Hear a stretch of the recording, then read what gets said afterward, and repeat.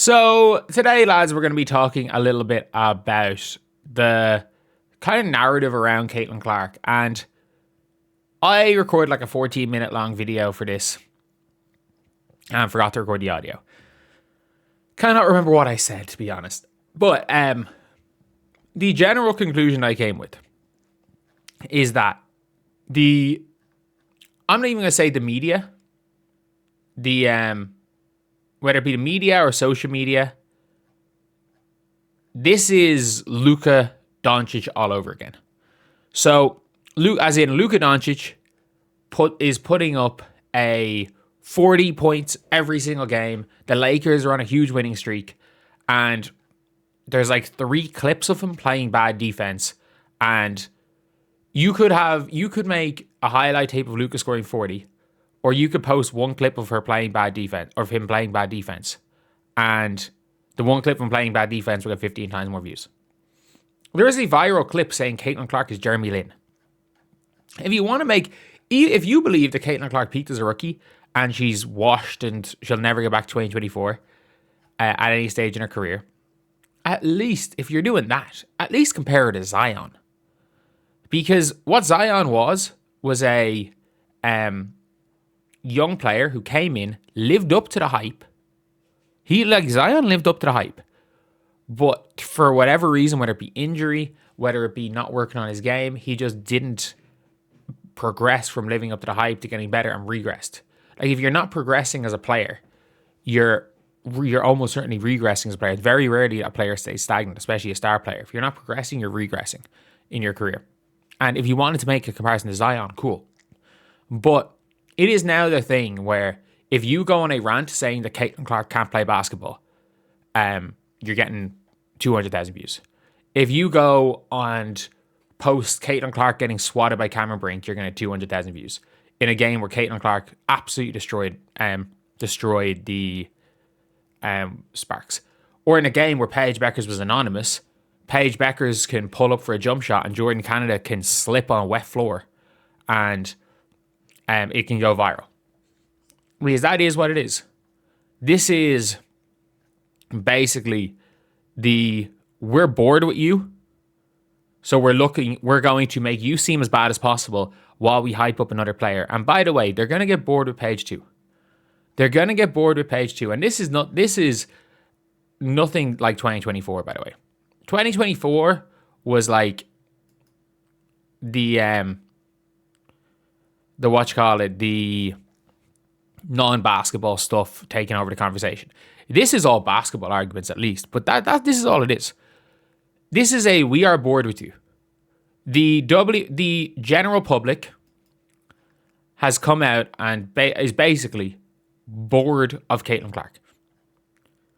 And I don't mean that in a way that she's still not the biggest draw in the league, because she is. People aren't watching Paige Bueckers. And to be honest, when it came even to the NBA, where it's like people like go out of their way to like hype up certain players, but it's like when they get bored of somebody else new has to come up and they have to be the new shiny toy. Paige Bueckers is the new shiny toy. Like we saw last year, Caitlin Clark cook Paige Bueckers, then Caitlin get pulled from the game, and Paige Bueckers start cooking in garbage time when they were down 30. And at the end of the game, because Paige's stat line looked more efficient, even though she had more turnovers, she passed the ball to Caitlin Clark more often than she assisted. Because her shooting percentages were better, people were hyping up Paige. And that's the thing, where Paige Bueckers is like, Paige Bueckers pulls a 2011 LeBron every game. As in, the game gets close down the stretch and she tenses up and doesn't want to shoot. Not that she can't score, she doesn't want to. Like, there's going to be a time when Paige Bueckers plays in the playoffs and she doesn't shoot for 9 minutes of a game and she gets killed. But right now, she was on an absolutely complete dog shit team last year, so nobody cared whether they won or lost.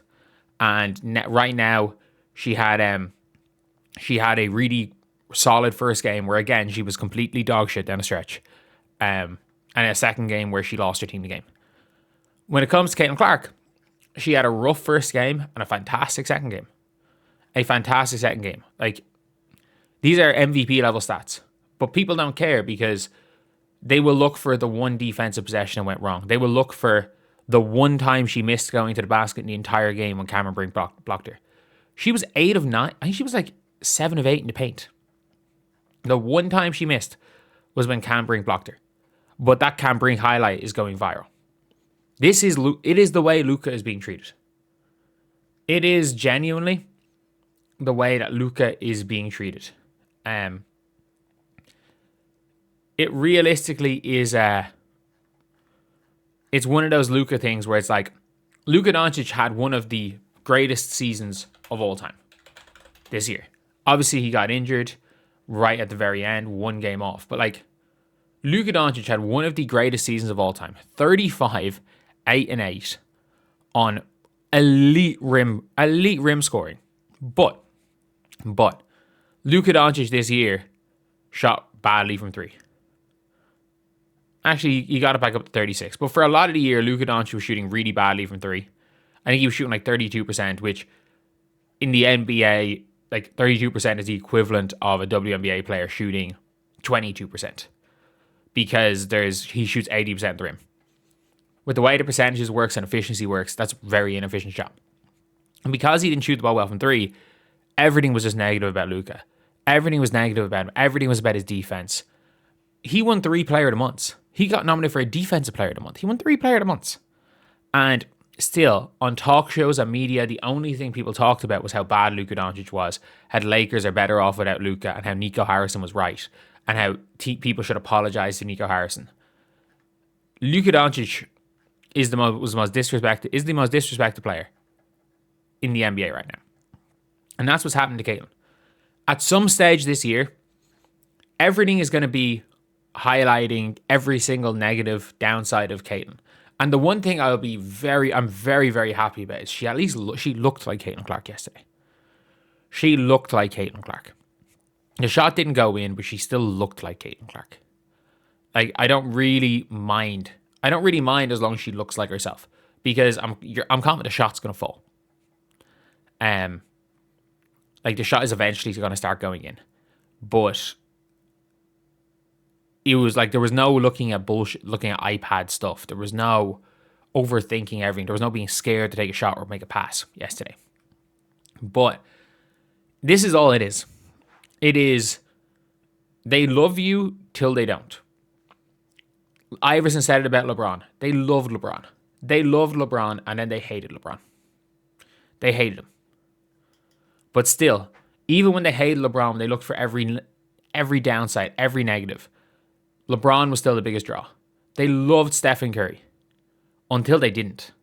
Yes, Steph Curry post 2022 has been almost universally loved. But let's not forget, they loved Steph Curry until the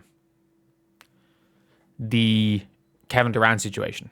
They loved Steph till they didn't. Luka Doncic was the golden boy of the NBA until he wasn't. They loved Nikola Jokic until they didn't. It is the way basketball fans are. And Luka Doncic, again, we all know this, is that the NBA media made every excuse in the book not to vote Luka Doncic for things because they didn't want to take back all their negatives. You have Renee Montgomery coming out before the game saying, I don't care if Kelsey Mitchell plays defense, I just want her to get buckets, while consistently criticizing things from Caitlin Clark. Defense from Caitlin Clark, who is at least an equivalent defender to Kelsey Mitchell. But one's not allowed to play defense. But one is told, we don't need you to play defense by the media. It is the same thing as Kelsey Mitchell's their shiny new toy. And if Kelsey Mitchell starts playing she's not big enough, let's be real. But I'm going to be honest here. Paige Bueckers is the shiny new toy now.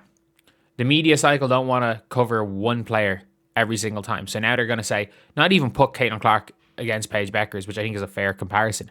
It is elevate Paige Bueckers, who just won her 11th game in her career. She has won 11 of 45 games. No, sorry, she didn't. She's won her 10th game of her career.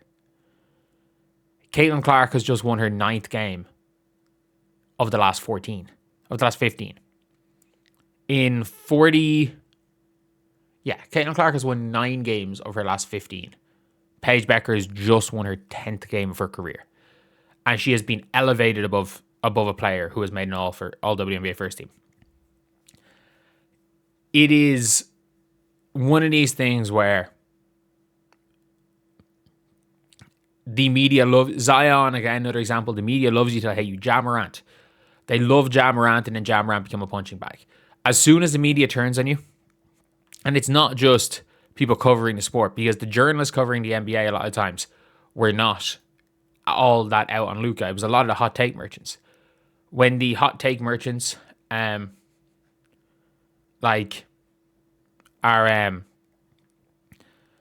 out on you, it becomes very easy, because every single basketball player in the world, if you look at through the lens of looking for their lowlights, and you look at through a lens of trying to see what they do badly, will look terrible.